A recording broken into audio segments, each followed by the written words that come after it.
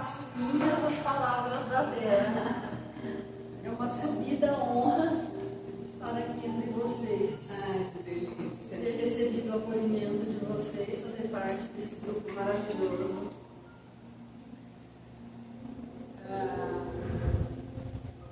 Tem som?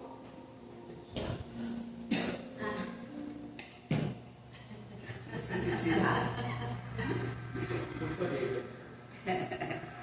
Hoje, 2025 anos depois, nós podemos dizer que nós vivemos momentos gloriosos no mundo. Porque hoje, em 2025, e sobretudo nesta semana, nós podemos dizer com convicção que o Messias veio, que o Messias esteve entre nós. O Messias semeou as sementes programadas para deixar sobre o planeta.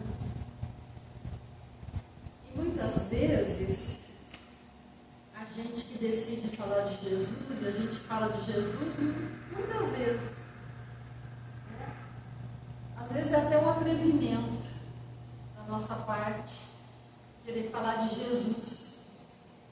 Como se o verme rastejando quisesse entender as estrelas. Mas é um dever. É um dever do cristão, daquele que escolheu andar, permear pelas pereiras cristãs. E quando a gente fala de cristão, de cristianismo, não tem como não falar do mestre. Embora seja um atrevimento a gente falar do mestre, do guia, do modelo, ele tem que permear a nossa vida e nós falarmos da maneira em que a competência nos permite falar sobre ele. Por isso os livros espíritas nos ajudam muito. E um dos livros que nos ajuda muito a falar dele é o Primícias do Reino, Dona Amélia Rodrigues, psicografado por Divaldo Pereira Franco, nesse capítulo 9, chamado A Mulher de Samaria, em que Dona Amélia Rodrigues vai contar que no ano de 935 antes de Cristo, 935 antes de Cristo, o sacerdote do templo se desentendeu as ideias ali do templo e resolveu erigir aqui no Monte Garizim um templo para reverenciar Deus. Então, até então era reverenciado em Jerusalém, mas por conta dessa dissidência ele criou esse templo no Monte Garizim, onde vários grupos, com o passar dos séculos, foram se reunindo no que se tornou ali chamada Samaria. Daí mulher samaritana, mulher que vivia nessa região de Samaria.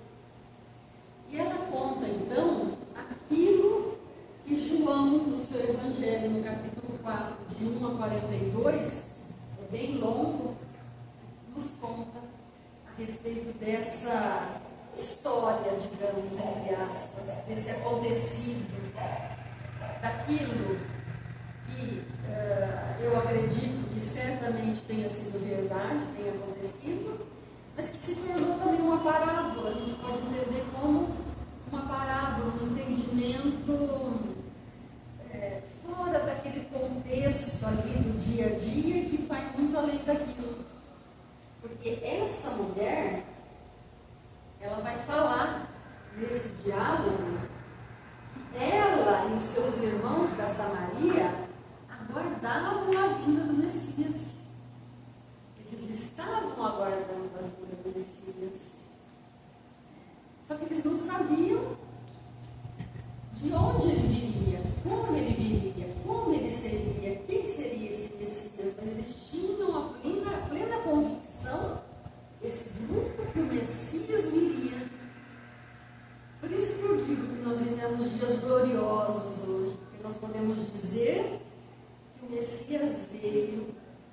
sabemos quem é o Messias. Hoje nós sabemos os ensinamentos que ele deixou, embora nós ainda entendemos pouca coisa, a gente está no caminho do entendimento, né? A gente está se encaminhando para essa compreensão, mas já tem muita coisa, já tem muito entendimento, né? Que existia com vários estudiosos e com o advento do Espiritismo, em 1857, há 160 anos ali, né? Mais, veio um grupo de estudiosos que aprofundaram de tal maneira esse entendimento, esses ensinos trazidos por esse Messias, que muita coisa foi ficando fácil ou mais leve de ser compreendido, né, do que era antigamente. Muitas maneiras de ver, muitas nuances, muitas palavras colocadas ali, muita maneira de enxergar com profundidade que até então não existia, né, foi se descobrindo muita coisa, inclusive com essa história aqui da mulher samaritana, porque Dona Amélia Rodrigues conta que então criou-se essa dissensão. Os judeus cultuavam Deus em Jerusalém e os samaritanos cultuavam Deus no Monte Garizim. Se tornaram, por isso, como que adversários na maneira de ver, de pensar. Eu nunca li com profundidade qual foi o motivo que levou esse sacerdote, lá em 935 antes de Jesus, né, a ter essa dissidência. Não sei o motivo, mas deve ter tido grandes motivos ali para eles se separarem e cada um cultuar Deus, que para eles era o Deus, o Criador, para todos eles, mas de maneira diferente. Ela diz então, que naquele momento que Jesus vem, foi no final do seu mandato, muito, nem sei se é mandato, né, mas da sua vinda, mas foi no momento inicial até, em que ele sai da Judéia, convida alguns discípulos para que eles se dirijam até a Galileia. E ela conta, e João também conta no seu evangelho, que quando os judeus saíam daqui, eles não passavam pela Samaria para ir até a Galileia. Eles desviavam pelo Rio Jordão, para não ter que entrar no local onde estavam os adversários, os inimigos. Não é assim que a gente faz? Às vezes a gente encontra uma pessoa, se tem uma pessoa vindo ali, você fala assim, aquela pessoa daquela época fez isso, falou aquilo, aquela coisa tão desagradável, a gente dá uma entortada, né, para outra calçada, vira o quarteirão, quando não quer encontrar, não é assim? Não quero ver, não quero, né? E eles faziam isso. Jesus, o que ele faz? Ele sai daqui, ele pega o caminho da Samaria. Ele entra na Samaria. Eles andam, diz Dona Amélia Rodrigues, mais ou menos deixa eu ver como que ela fala, para eu não falar errado, 50 quilômetros. Eles andam 50 quilômetros. E aí, quando eles chegam aqui, sob aquele sol causticante, estão com sede, estão com fome, né? Jesus fica ali sentado no poço do pai Jacó, onde tem água. Só que eu não sei se ele tem como pegar água, como recolher a água, né? Ele não tem como recolher a água, mas ele fica ali sentado. Por algum motivo ele fica, e os discípulos vão até a aldeia, até a cidade de Sicar, atrás de alimento. Eles estão com fome, eles estão cansados. Aquele sol causticante, a gente pode falar com propriedade, porque a gente conhece, né, daqui do Rio Preto, esse sol. E então ele fica ali. Isso é proposital. Se ele que é o Messias, quando ele recebeu aqueles espíritos vindos de outros orbes, que ele aceitou aqueles espíritos na formação da Terra, isso está lá no livro A Caminho da Luz. Ele falou para aquele grupo, Ele falou para aquele grupo ter fé, paciência, que ele estaria com eles, que ele viria, né, para trazer o alento, trazer o consolo. Ele falou para aquele grupo lá quando ele os recebeu. Daí, os profetas antigos, as pessoas falarem desse Messias, porque como que eles sabiam desse Messias que viria? E Emmanuel ali no Caminho da Luz conta. Eles guardaram na reminiscência aquilo que Jesus falou para eles quando os recebeu da chegada deles aqui no nosso planeta.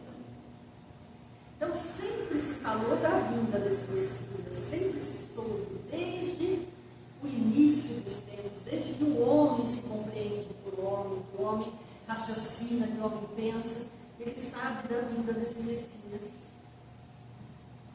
E então Jesus para ali, e ele já sabia tudo, acho que todo aquele roteiro já estava todo orquestrado por Jesus, com certeza, e ele quieto ali, de repente chega a famosa mulher. E Dona Amélia diz, o Evangelho também diz, que é a hora sexta, meio-dia, sol a pino, aquele sol quente. Essa mulher chega com o seu cântaro no ombro e se predispõe a recolher a água para levar para a aldeia, para sua casa. Ela recolhe a água, ela percebe aquele homem ali, ela não o olha fixamente nos olhos, porque não era o costume, né? Isso não se fazia, mas ela percebe de soslaio que ele é um judeu, pelas vestimentas, pelo aspecto dele. Ela não diz nada, ela recolhe a sua água, silenciosamente se predispõe a sair. E quando ela se predispõe a sair, o que ele diz para ela? Dá-me de beber. Dá-me de beber. E ela se espanta com aquilo. Pergunta para ele, como? Sendo tu, judeu, te diriges a mim, que sou mulher samaritana, e como ousas te dirigires a mim? E é quando ele diz para ela, uma das coisas mais lindas que tem no Evangelho, ele diz assim para ela: se tu conhecesses o dom de Deus, quem é aquele que te pede, dá-me de beber? Tu lhe pedirias, e ele te daria água viva. Qualquer um que beber desta água, tornará a ter sede. Desta água que você tem aí, tornará a ter sede. Mas aquele que beber da água que eu lhe der, nunca mais terá sede. Porque a água que eu lhe oferecer se fará uma fonte de água que salte para a vida eterna. Isso é uma das coisas mais lindas que tem no Evangelho. A tua água dá sede, né? A gente vive com sede. Mas a água que eu te der, essa nunca mais você vai ter sede. E oferece para ela a água. Mas ela não entende.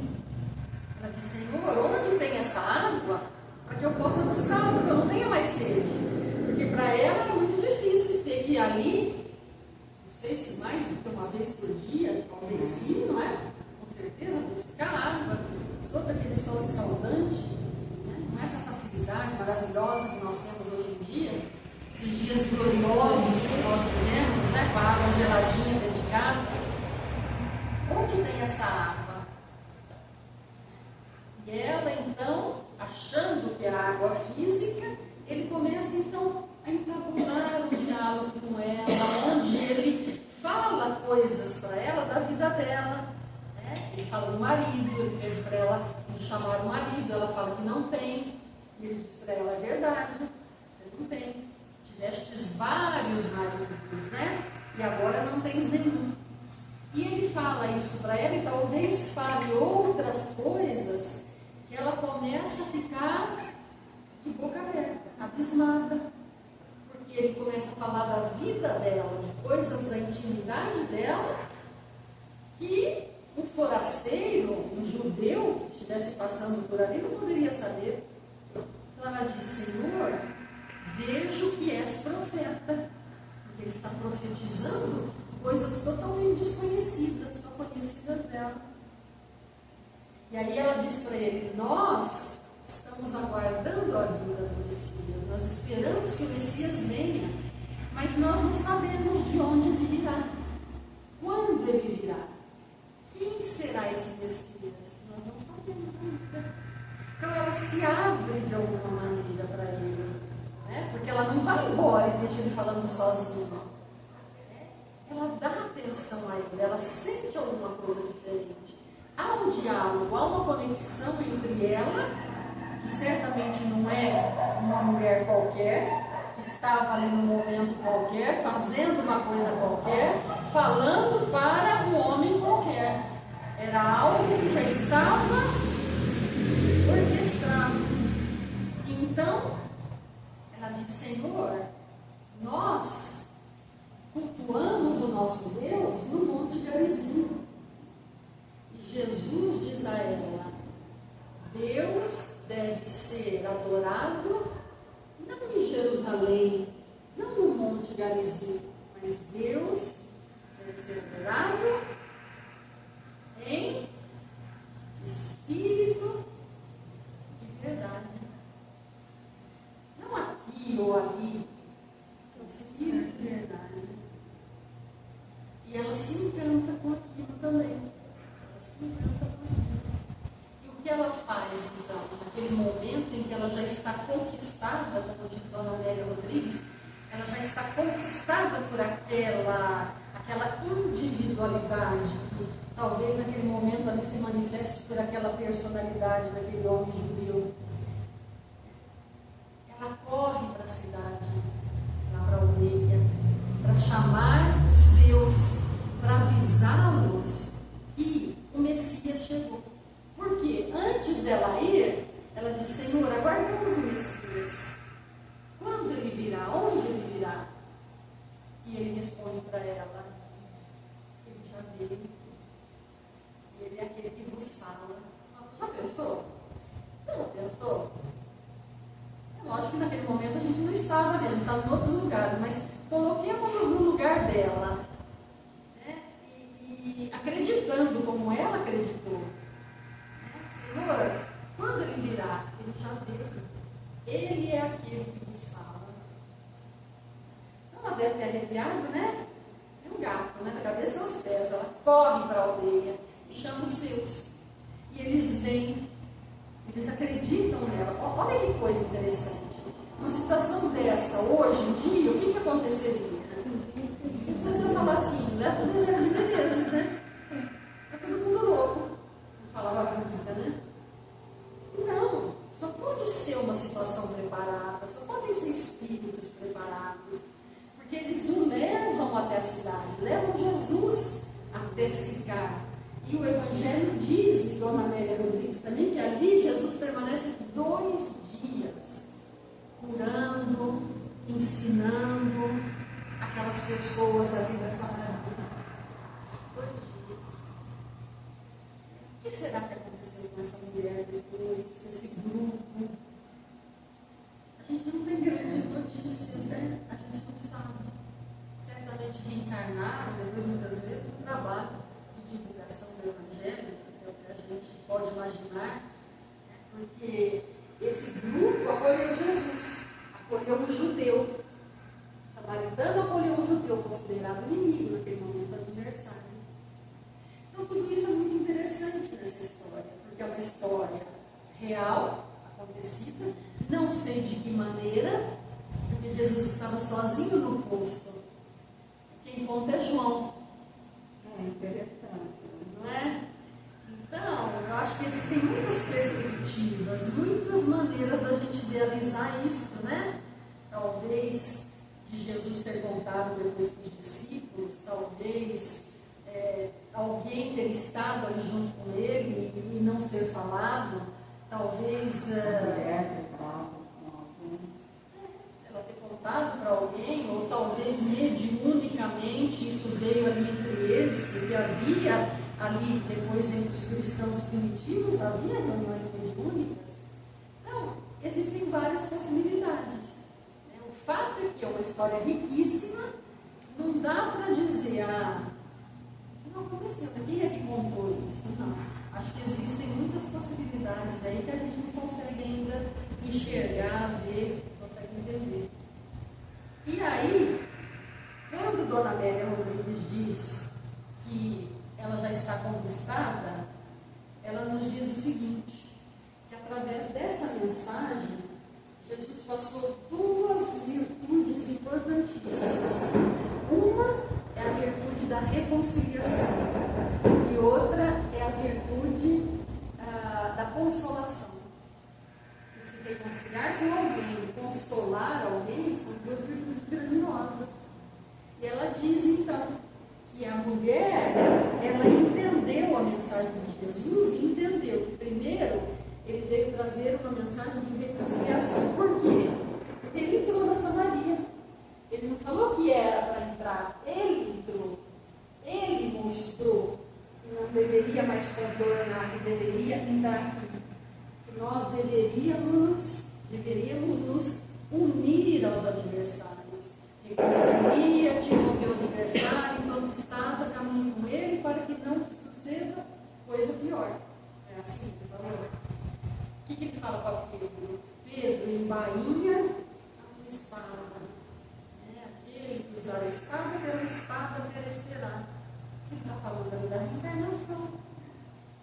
A lei de causa e efeito. Então, ele está falando do perdão. O perdão é bom para aquele que dá. A gente costuma ouvir muito dentro da doutrina espírita. E aí, nós encontramos no Evangelho segundo o Espiritismo, no capítulo 12, a lição Amai os nossos inimigos. Que eu acho, eu penso, não sei, talvez seja a única lição em que Allan Kardec traz um código de conduta que deve ser realizado. Porque eu acho que ele pensou ser tão importante essa fala do amai os nossos inimigos, porque quando a gente pensa em amar o inimigo, é uma das coisas mais difíceis. É muito difícil. O perdão ao inimigo é muito difícil. Às vezes o perdão ao amigo é difícil. A gente se descontrola com alguém da família, filho, cônjuge. Quantos filhos, se você falar com os pais? Às vezes é a encarnação inteira. Vice-versa, irmãos, perdem a amizade, nunca mais voltam a se conversar com a encarnação. Desencarnam inimigos uns dos outros. Pessoas que às vezes até se amaram, foram amigos na infância, e por aí aconteceu alguma coisa muito grave, aquele amor se tornou raiva, em ódio até, o amor adoentou. E eu acho que a preocupação de Kardec talvez tenha sido essa. Quando Jesus fala assim, amai os nossos inimigos, a gente se sente muitas vezes um lixo. Você fala assim, o que eu estou fazendo dentro da casa espírita? O que eu estou fazendo na igreja? O que eu estou fazendo no templo? Seja onde for. Como eu posso me dizer cristão se eu não consigo amar o inimigo? Se eu não consigo perdoar aquele colega, aquela pessoa, perdoar aquele irmão por aquilo que ele fez com os pais, se eu não consigo perdoar o meu pai quando ele agiu com a minha mãe e tal, quando eu fiquei com muito ódio, tá? E aí? A gente se sente mal. Muitas pessoas abandonam e falam assim, não, eu não consigo, eu vou fazer o que lá? Então, eu acho esse capítulo aqui, essa fala de Kardec, muito apropriada, muito interessante, porque Allan Kardec fala. E aqui é Kardec, porque não tem menção de ninguém. A gente precisa codificador, ele fala. Comentário dele, né? Comentário dele, né? E quando é o Espírito, ele coloca, né? Ele diz que, ele começa dizendo assim, se o amor ao próximo é o princípio da caridade, o amor aos inimigos é a aplicação mais sublime da caridade. Mas a gente tem que entender, fala, o que Jesus quis dizer com o amor ao inimigo. Porque ele fala que é uma lei física, é uma lei da ação e da repulsão de fluidos. Então, quando uma pessoa que a gente gosta muito, que a gente ama, chega, a gente tem aquele sentimento gostoso abraçar a pessoa, beijar, principalmente brasileiro, né?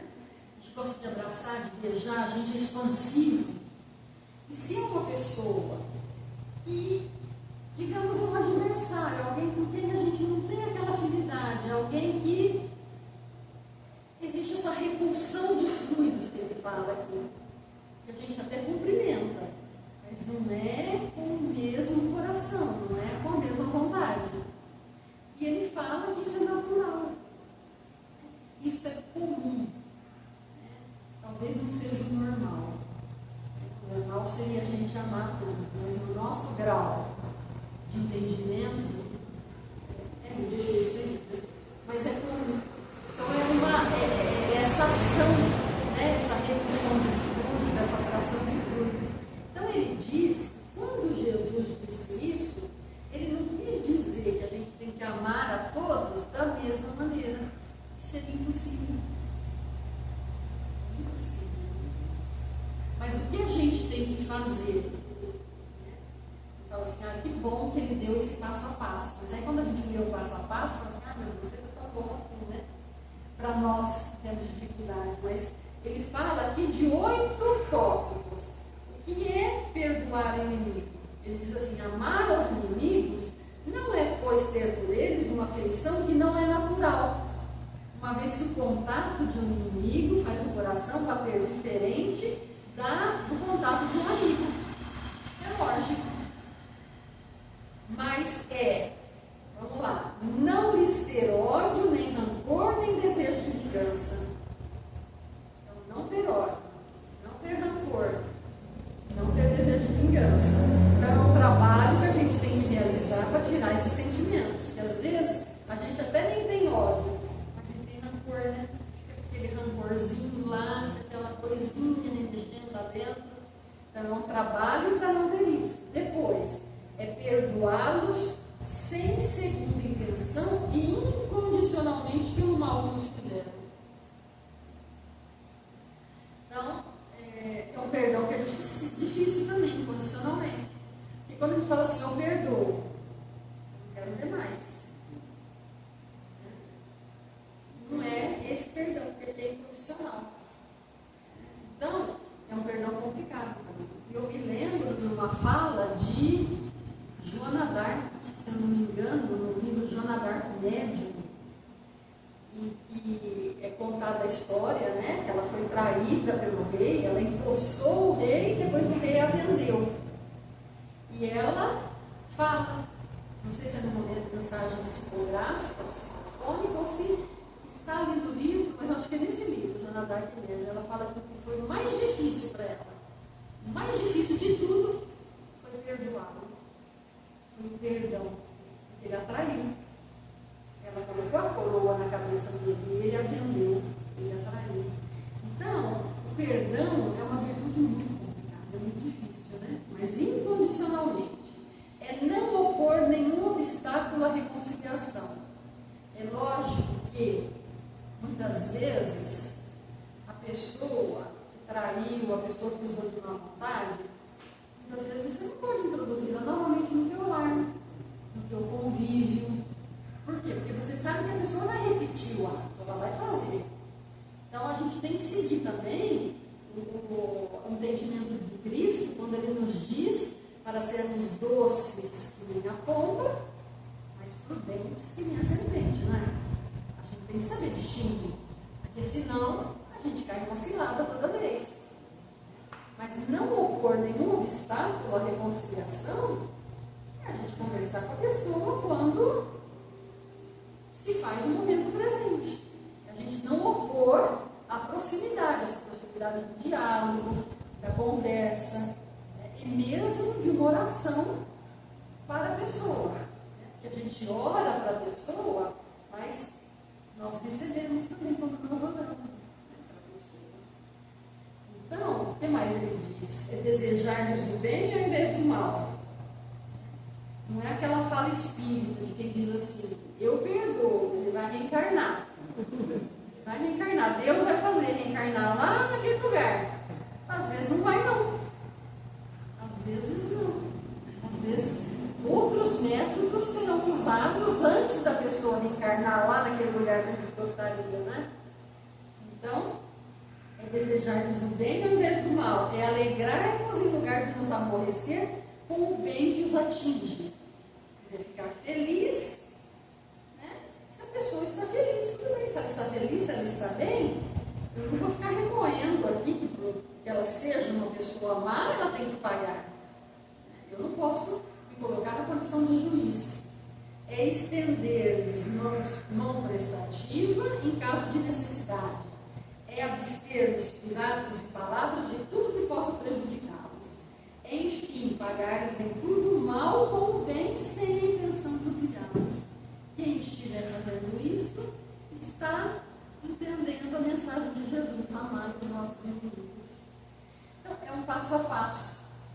Mas é um passo a passo difícil para nós. Não é um passo a passo fácil. Mas é a lição da reconciliação.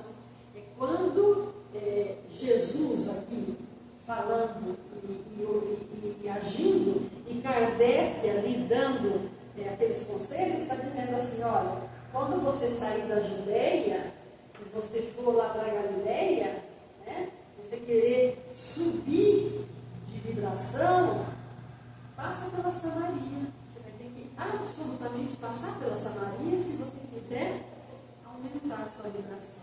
Porque a reconciliação com o inimigo é o objetivo da reencarnação. Por que nós estamos aqui? Porque nós não perdoamos, porque nós temos dificuldade do passado. Se nós tivéssemos perdoado, não precisaríamos mais estar aqui. Então, uma lição é a reconciliação, a outra lição é a consolação. Porque ele falou que ele veio para trazer a água viva. Aquela água que, se a gente beber, não vai ter mais sede. Que água é essa? Os ensinos, os evangelhos, né? O sermão da montanha. Quando a gente lê o sermão da montanha, capítulo 5, 6 e 7 de Mateus, ali está condensado toda uma maneira de viver. Se a gente seguir aquilo que está ali, acho que a gente se torna espírito superior nessa encarnação aqui. Se seguir tudo que está no capítulo 5, 6 e 7, mas a gente leva tempo. Cada virtudezinha daquela, 1, 2, 3 encarnações, sei lá, a gente vai demorando, é vagaroso. Por quê? Porque essa água viva que ele trouxe, que vai matar a sede, que vai explicar, que vai falar da reencarnação, que vai falar que muitas vezes a gente tem dificuldades na vida. A gente está numa família complicada, cheia de problemas, porque faz parte de tudo aquilo que a gente necessita para viver. Por quê? Porque a vida, muitos dizem aí agora, né, dá essa história de falar que a vida é uma só, são várias existências. Tanto faz, né? São várias encarnações, né? O espírito é um, que vive várias vezes, tem várias encarnações. E com o passar das encarnações, a gente vai lapidando, como Kardec vai falando na Gênesis, é igual o alambique. A gente vai limpando, a gente vai modificando, a gente vai entendendo vagarosamente a partir das reencarnações aquilo que ele deixou aqui de uma vez só, quando ele veio, aqueles ensinos, né, que ele falou e que depois os discípulos trouxeram, né, depois esses espíritos aí que vieram coadjuvar com ele, trouxeram, está ali. Quando ele diz que Deus não deve ser adorado nem em Jerusalém, nem no Monte Gerizim, Deus deve ser adorado no Espírito e verdade, ou seja, a adoração de Deus é algo interior, que a gente leva para a casa espírita, a gente leva para o templo, para a igreja, para onde nós formos, para o supermercado, para o banco. O banco não é de Deus não, mas também tem que levar. Né? Mas tem que levar, tem que levar. Por quê? Porque é aí que a gente vai vivenciar. Dentro do lar, em primeiro lugar, que é o local mais difícil dessa vivência, né? O local mais difícil. Não é à toa que é a primeira escola, como dizem os espíritos. A primeira escola. Então, Deus tem que ser adorado não num lugar específico, mas em espírito e verdade. A adoração vem do coração, nos dizem os espíritos e no livro dos espíritos.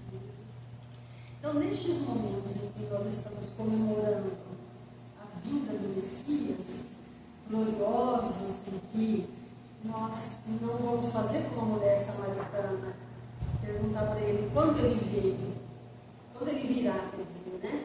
E ele vai dizer, ele já veio, agora ele já veio. O que é que nós vamos perguntar agora que ele já veio, agora que ele já esteve aqui, que ele deixou as suas marcas, que ele está entre nós? Porque nós somos como a mulher samaritana. A gente vai frequentemente no poço buscar água. A gente precisa dessa nutrição. A gente precisa da água. A gente tem ido no dia a dia buscar água para nos alimentar, para os trabalhos, para os afazeres domésticos. A gente vai, põe esse cântaro no ombro, a gente volta para casa depois cansado. A gente tem dificuldades no lar. Teve um marido, depois teve outros vários maridos. Quer dizer, pensou de uma maneira, depois pensou de outras maneiras diferentes, mudou, teve dúvida, mudou a maneira de enxergar, a maneira de pensar, não consegue entender o contexto. E naquela dúvida a gente vai vivendo, esperando a vinda do Messias, mas ele já veio. E ele tem que estar dentro do nosso coração, para que o Pai seja adorado em espírito e verdade. Porque ele falou que ninguém vai ao Pai através dele. Como ele já veio, já esteve aqui há 2025 anos, ou um pouco mais, já deixou a sua mensagem, ele está nos dizendo novamente esta semana: eu cheguei, eu vim, o que é que vocês estão fazendo com tudo aquilo que eu deixei? Essa é a nossa reflexão, normalmente de final de ano, de começo de ano, né? A gente se propõe a pensar e a refazer. Então, é Ele nos perguntando o que nós estamos fazendo. Então, que Ele nos abençoe e que Ele nos deixe a sua paz.